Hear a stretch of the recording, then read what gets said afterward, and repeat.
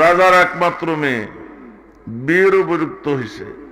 রাজা বলে হুজুরের কাছে দিবে, রানী বলে মাস্টারের কাছে দিবে। রাজরানী এটা নিয়ে ঝগড়া। রাজা বলে ঝগড়ার দরকার নাই, একজন হুজুরের পরীক্ষা হবে আর একজন মাস্টারের পরীক্ষা হবে, যে পরীক্ষায় পাশ করবে তার কাছে মেয়ের বিয়ে হবে। ফয়সালা ঠিক আছে না? একজন মাস্টারকে আনা হলো, দেশ বাঁচা মাস্টার, রাজার মেয়ের বিয়ে বলে কথা। হ্যাঁ, বাহ, বড় কিচ্ছু বাজে বলতে হবে তো। বলেন, মাস্টাররে একটা কক্ষে দিয়েছে, ওই কক্ষে একজন যুবতী, দুইজন বয়স্ক লোক, এক পেয়ালা শরাব মদ আর একটা লম্বা ধারালো তরবারি। কয়টা জিনিস? একজন যুবতী, দুইজন বয়স্ক লোক আর এক পেয়ালা শরাব, একটা লম্বা তরবারি।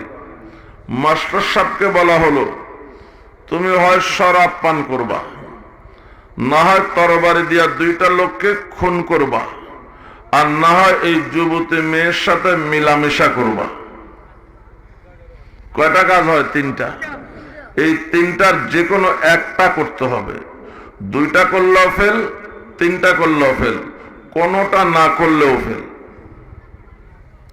কথা বলেন। এখন মাস্টার সাহেব যা চিন্তা করলো, শরাব পান করলে কবিরা গুনাহ, দুইজন লোককে হত্যা করলে এটাও কবিরা গুনাহ, একজন নারীর সাথে মিলামেশা করলে এটাও কি কবিরা গুনাহ। কোনটা করা যায়? মাস্টার যোগ বিয়োগ দেওয়া শুরু করলে তিনটার মধ্যে কোনটা বড় কোনটা ছোট। মাস্টার চিন্তা করলে যদি দুইটা লোককে খুন করি কবিরা গুনাহ, পরিণাম চির জাহান্নাম। কথা বলেন। দুনিয়ার শাস্তি হত্যার বদলে হত্যা, আর যদি মেয়েটার সাথে মেলামেশা করি এর পরিণাম হলো কবিরা গুনাহ। আর জেনাকারী যখন জেনা করে ঈমান চলে যায়, ওই অবস্থায় মারা গেলে চির জাহান্নামে। দুনিয়ার শাস্তি মৃত্যুদণ্ড। রইল কয়টা?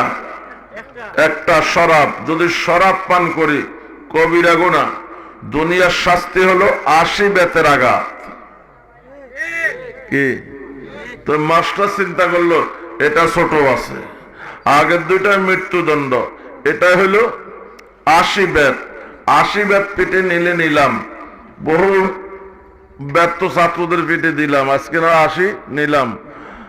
তারপরে কবিরা গুনাহ মাফ, তওবা করলে মাফ। এটা ছোট আছে, এটা করা যেতে পারে। মাস্টার এই চিন্তা করে শরাব পান করলো। বলেন এবার কি হয়েছে? মাথা উলাইয়া গেছে। শরাব পান করলে যা হয় আর কি। খতিবে আজম আল্লামা হাবিবুল্লাহ মিসবাহ রহমতুল্লাহ আলাইহি বলতেন, পাকিস্তান আমলে এক মন্ত্রী শরাব খাইয়া ড্রেনের কিনারায় আধা বেহুশ হইয়া পড়ে রয়েছে।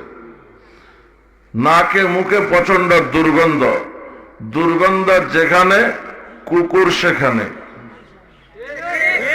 গরপলি দি পেশে মারি সুয়াবুয়াদ, খোক সগরা শক্কর হালুয়া বুয়াদ। পায়খানা ময়লা আবর্জনা আমাদের কাছে ঘৃণিত হইলেও কুকুরের কাছে সুমিষ্টি হালুয়া। দেখেন না বাচ্চার পায়খানা কুত্তা কি মজা করে খায়। এখন কুকুরের দুর্গন্ধ পাইয়া মন্ত্রী নাকে মুখে জিব্বা দিয়া ছাড়তেছে। মন্ত্রী তো আধা বেহুশ, মন্ত্রী মনে করছে কেউ বুঝি বাতাস করতেছে। তো মন্ত্রী আধা বেহুশের মধ্যে বলতেছে, কি প্রয়োজন ছিল এত তকলিফ করে বাতাস করার। কুত্তা অনেকক্ষণ সাইটা সুইটা দেখলে শুধু গন্ধই আছে, মাল নাই। মাল তো সব খেয়ে ফেলছে। কুত্তা আর কি করবো, পা উঠাই আছে, কেন বলো বোতল ঢালি দিছে নেতার গালে। এখন নেতা আধা বেহুশের মধ্যে বলছে, কি প্রয়োজন ছিল, একটু আগেই তো আমি এক বোতল পান করেছি, আরেক বোতল আপ্যায়নের কি প্রয়োজন ছিল। কুত্তার পেশাব খাইতেছে, ভাবতেছে আরেক বোতল আপ্যায়ন হচ্ছে, হাসবেন না। গত 15 বৎসরে সমাজের রন্ধ্রে রন্ধ্রে মদ, গাঁজা, হিরোইন, ইয়াবা ঢুকে পড়েছে, যুবকরা সব আসক্ত হয়ে পড়েছে। ও যুবক, 3 প্রকারের মানুষ জাহান্নামে যাবে না। তার মধ্যে এক প্রকার হলো মুদবিনু খমরিন, যারা মাদকাসক্ত। আল্লাহ আমাদের যুব সমাজকে রক্ষা করে। মদ খায়া মাতাল হইয়া এই মাস্টার মানুষ 2টারে হত্যা করছে, ওই যুবতীর সঙ্গে মেলামেশাও করছে। করার কথা কয়টা? একটা। করছে কয়টা? বলেন এই মাস্টার কয় নম্বরে পাস? নম্বর সারা পাস, নম্বর সারা ফেল। কেউ তো কিছু নম্বর পাইয়া ফেল করে। কি 33-এ যদি পাস হয়, 20 পাইলেও ফেল, 15 পাইলেও ফেল। তো এরা যে ফেল, কিছু নম্বর পাইয়া ফেল, মাস্টার নম্বর সারা ফেল। কি আন্ডা। এবার হুজুরের পালা। কথা বলেন না কেন?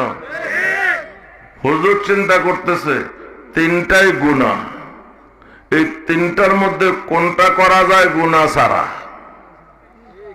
চিন্তার ব্যবধান। মাস্টার চিন্তা করছে 3টাই গুনাহ, কোনটা ছোট? আর হুজুর চিন্তা করে 3টাই গুনাহ, কোনটা করা যায় এখান থেকে গুনাহ ছাড়া। যে চিন্তা যেরকম করবে সেরকমই তো পাবে। মাস্টারের চিন্তা ছিল কি 3টাই গুনাহ, 3টার মধ্যে ছোট কোনটা? আর হুজুর চিন্তা করতেছে 3টাই গুনাহ, এই 3টার মধ্যে কোনটা করা যাবে গুনাহ ছাড়া। চিন্তা করে পাইয়া গেছে। হুজুর নিল তরবারি। কি তরবারি নিয়ে ওই যুবতী মেয়ের গলায় ধরছে। এই বয়স্ক 2জন লোক সাক্ষী, আমি তোরা বিয়ে করলাম, কবুল বল, না হয় দিলাম। মেয়ে কয় কবুল কবুল কবুল কবুল। এবার হুজুরে জিজ্ঞাসা করেন বিয়া হয়ে গেছে নি? হ্যাঁ, হয় নাই?